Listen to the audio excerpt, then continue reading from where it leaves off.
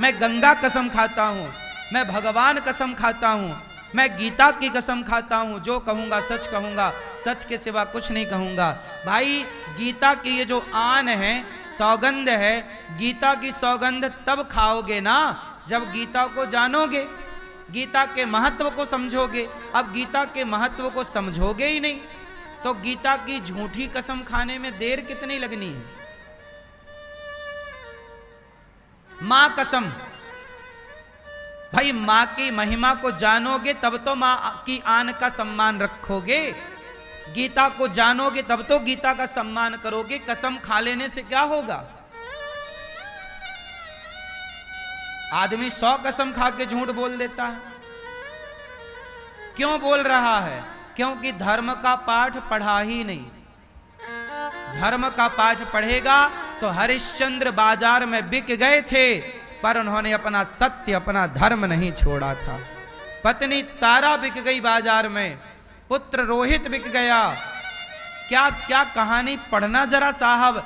मैं कहता हूं कि हर विद्यालय, हर स्कूल में बच्चों को हरिश्चंद्र की कथा जरूर पढ़ानी चाहिए, ताकि बच्चे सत्य बोलना सीखें। भैया हरिश्चंद्र के बारे में क्यों नहीं पढ़ाया जाता? बाबर के बारे में क्यों पढ़ाया जाता है? क्या मतलब हमारा बाबर से? हरिश्चंद्र के बारे में पढ़ोगे तो हरिश्चंद्र जैसे सत्यवादी बनोगे।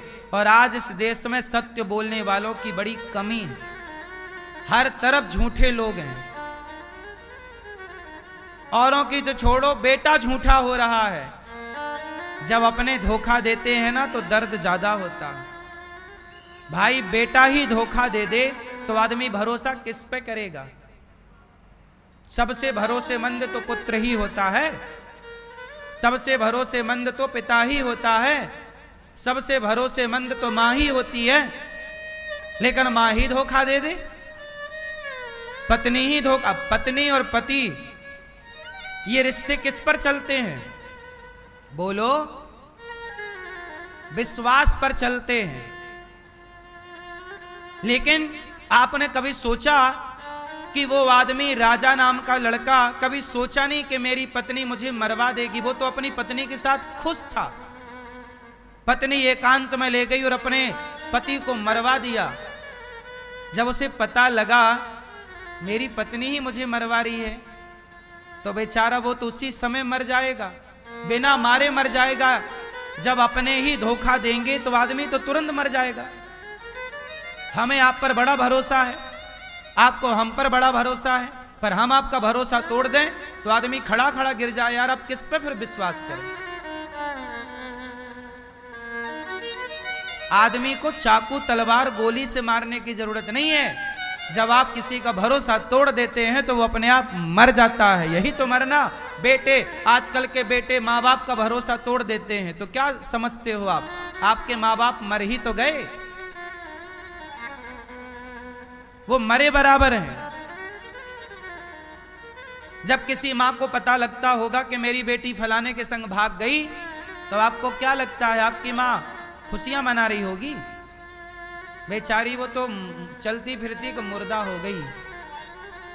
वो क्या कहे, किसको कहे कि मेरी अपनी बेटी ने जब मुझे धोखा दिया तो मैं अब किससे क्या कहूं? मेरे अपने बेटे ने यदि धोखा दिया तो मैं फिर किससे क्या उम्मीद करूंगा? क्या उम्मीद आपसे करूं? क्या उम्मीद आपसे करूं? अरे सबसे बड़ी उम्मीद तो अपनी बेटी और अपने बेटों से ही तो होती है, अपने भाई से ही तो होती है। पर अपना भाई ही मुझे जहर दे दे तब तो फिर बिना जहर के मर जाऊं भाई। क्यों? ये संसार किस पर चल रहा है? विश्वास पर। और विश्वास को मजबूत करना है, धर्म को मजबूत करना है, सत्य को मजबूत करना है, तो बच्चों को हरिश्चंद्र का पाठ जरूर पढ़ाना चाहिए स्कूलों में। कि हरिश्चंद्र का पूरा त्याग बताओ कि बाजार में क्यों बिके वो। विश्वामित्र जी उनकी परीक्षा लेना चाहते थे। वशिष्ठ जी ने कह दिया स्वर्ग में। एक बार स्वर्ग में मीटिंग हुई तो सारे ऋषि आए, कश्यपोत्री विश्वामित्रोथ गौतम जमदग्नि भरद्वाज। ये सारे ऋषि आए। कश्यपोत्री वशिष्ठस्य विश्वामित्रोथ गौतमा, कश्यपत्री विश्वामित्र वशिष्ठ जमदग्नि भारद्वाज, ये सब ऋषि स्वर्ग में पहुंचे। वहां पर विश्वामित्र और वशिष्ठ जी भी आए। तो वहां स्वर्ग में एक प्रश्न खड़ा हुआ देवताओं के सामने, बताओ धरती में सबसे बड़ा धर्मात्मा कौन है? तो गुरु वशिष्ठ जी ने कहा कि इस समय पूरे धरती में मृत्यु लोक में सबसे बड़ा धर्मात्मा और सत्यवादी कोई है तो राजा हरिश्चंद्र है।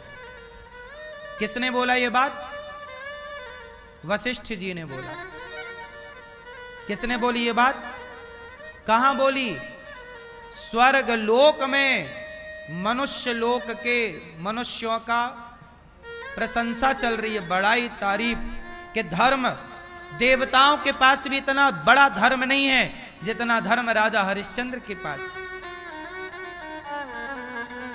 राजा हरिश्चंद्र बहुत बड़े धर्मात्मा हैं, बहुत बड़े सत्यवादी हैं। अच्छा, विश्वामित्र जी को लगा कि मैं परीक्षा लेकर देखूंगा। तो विश्वामित्र जी परीक्षा लेने आए। अब देखो परीक्षा कितनी टेढ़ी होती है। आप लोग कहते हो ना गुरुजी हम तो सत्य पर धर्म पर चल रहे हैं, भगवान बड़ी परीक्षा ले रहे हैं। अरे भैया सत्य पर चलोगे तभी तो परीक्षाएं होंगी, और परीक्षा के बाद ये निष्कर्ष निकलेगा कि आप धर्म पर चलते हैं, परिस्थितियां कैसी भी हों पर आप धर्म नहीं छोड़ते। यही तो परीक्षा है।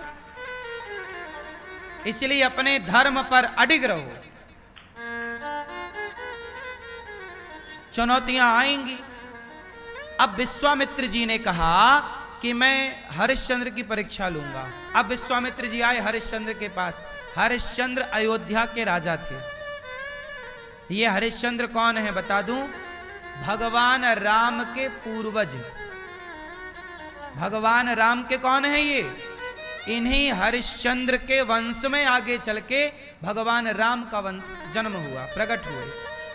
ये राम के पूर्वज हैं हरिश्चंद्र। तो हरिश्चंद्र के पास विश्वामित्र जी आए। तो विश्वामित्र जी ने कहा कि हरिश्चंद्र मुझे यज्ञ करना है, मुझे कुछ धन चाहिए। तो हरिश्चंद्र ने कहा गुरुदेव आप आज्ञा करिए, कितना धन चाहिए?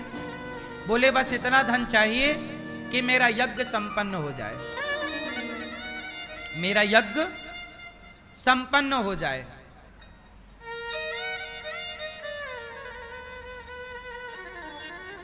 यज्ञ संपन्न हो जाए। ठीक है। उन्होंने ये कहा कि हाथी पर बैठ करके, देखो उस समय विश्वामित्र जी ने कहा कि मैं हाथी पर बैठ करके सिक्का उछालूंगा, जितने ऊपर तक सिक्का जाएगा, पहले सोने के सिक्का चलते थे, जितना ऊपर सिक्का जाए उतना धन चाहिए, मतलब उतना ऊंचा सोने का ढेर,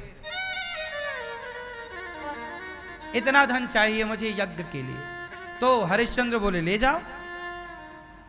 विश्वामित्र जी बोले पर मुझे यज्ञ करने में अभी 1-2 साल का टाइम लगेगा, पर मैं इतना धन कहां रखूंगा, इसलिए हरिश्चंद्र ऐसा करो कि मेरा धन तुम संभालो, मतलब मेरा धन अभी तुम अपने पास रखो, आपने मुझे दे दिया पर जब जरूरत पड़ेगी तो मैं आपसे अपना धन ले लूंगा।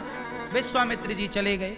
अब विश्वामित्र जी ने रची माया, क्योंकि परीक्षा लेनी थी हरिश्चंद्र की, तो विश्वामित्र जी ने रची माया, अपनी माया से एक कन्या को प्रकट किया, सुंदर सी लड़की, जवान। वो लड़की गई और हरिश्चंद्र से बोली कि मैं आपसे विवाह करना चाहती हूं। तो हरिश्चंद्र बोले कि मैं तो शादीशुदा हूं, मैं आपसे विवाह नहीं कर सकता, मेरी तो पत्नी भी है और मेरा पुत्र भी है रोहित।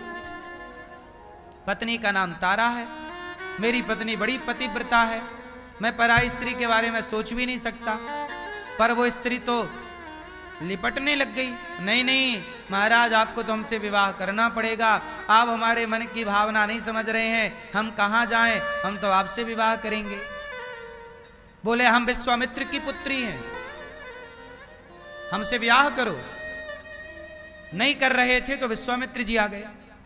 विश्वामित्र जी बोले राजन हमारी पुत्री आपसे विवाह करना चाहती, कर क्यों नहीं लेते? नहीं महाराज, मैं नहीं कर सकता, मैं पतिव्रता, मेरी पत्नी है, मैं नहीं कर सकता विवाह।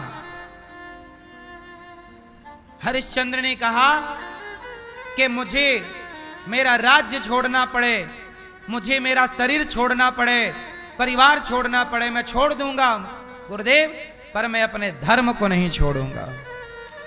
मैं अपनी पत्नी का पति हूं, मैं अपनी पत्नी को धोखा नहीं दे सकता, मैं धर्म नहीं छोड़ूंगा। मेरा धर्म है कि मैं अपनी पत्नी को धोखा ना दूं। देखिए पत्नी के प्रति कितना सम्मान था।